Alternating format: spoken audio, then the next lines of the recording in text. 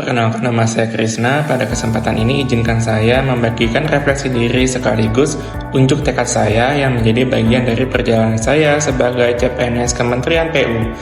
Bagi saya, momen refleksi diri sangat penting. Saya menyadari bahwa tugas kita tidak sekedar melaksanakan perintah atau menyelesaikan tugas administratif, tapi lebih dari itu.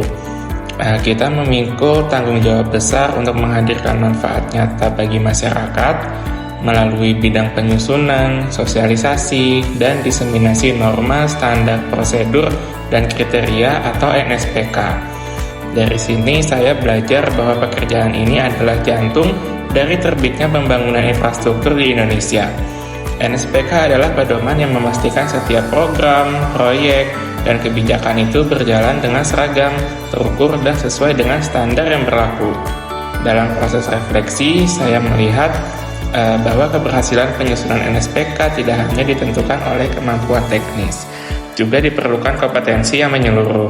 Di antaranya itu kompetensi dalam memahami regulasi, substansi teknis, kompetensi dalam menganalisis kebutuhan lapangan, kompetensi dalam mengemas informasi, sehingga informasi itu dapat dipahami oleh berbagai pihak. Dan selain itu, saya juga menyadari bahwa pentingnya nilai harmonis.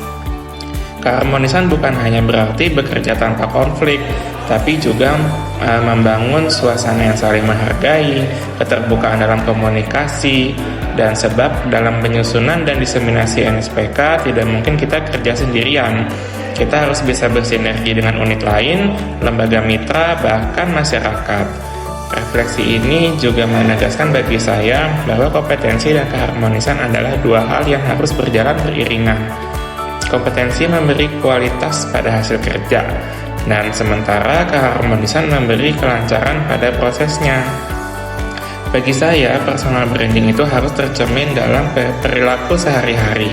Melalui bidang penyusunan, sosialisasi, dan diseminasi NSPK, saya bertekad untuk selalu belajar, menambah ilmu, mempelajari perkembangan regulasi, serta membuka diri terhadap inovasi. Lalu menjadi komunikator yang jelas, mudah dipahami, dan mampu menyampaikan pesan dengan bahasa yang sesuai dengan audiens. Menciptakan suasana harmonis dalam kegiatan sosialisasi, sehingga peserta itu merasa nyaman untuk berdiskusi. Lalu juga menjadi orang yang harmonis dalam membangun jaring, sehingga pesan-pesan penting dari kementerian dapat tersebar dengan baik dan juga diterima secara positif.